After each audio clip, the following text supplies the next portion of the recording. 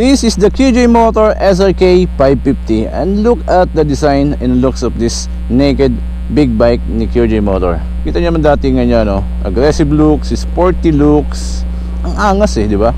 Naka inverted fork suspension tayo, dual disc tayo sa unahan na may ABS. At ang sukat ng gulong niya sa unahan is 120/70 by 17, tubeless yan. At CST yung ginamit dyan ni QJ Motor. At ang kanya pong front design, look at this one. Naka projector light tayo, na LED lahat yan. Angas nitong part na to, di ba?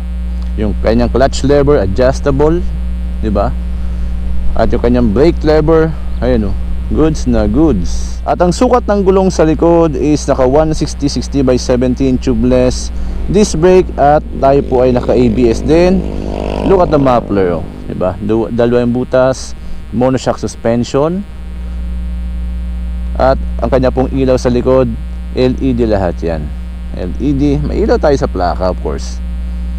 Then kita nyo naman yung design niya sa part na to, no?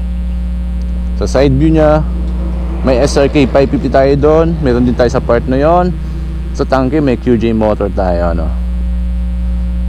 Look at this. Tingnan natin yung kabilang part, kabilang side.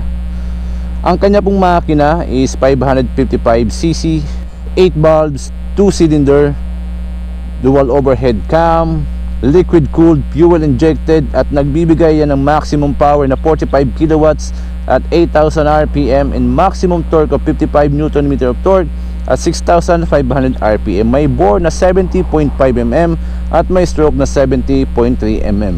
May bigat na 176 kg, may ground clearance na 160 mm. And look at the design of this QJ Motor na naked bike.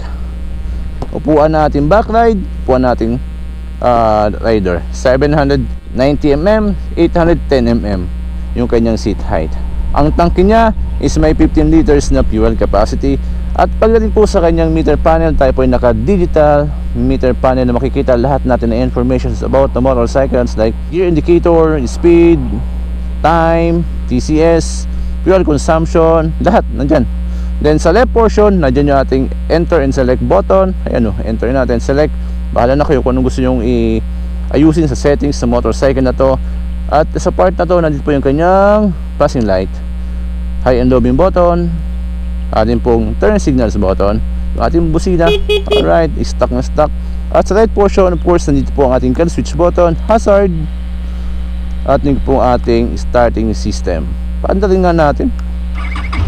Yan po yung kanyang tunog, as you can see. Alright, goods na goods ang kanyang tunog. So wag natin patagalin pa.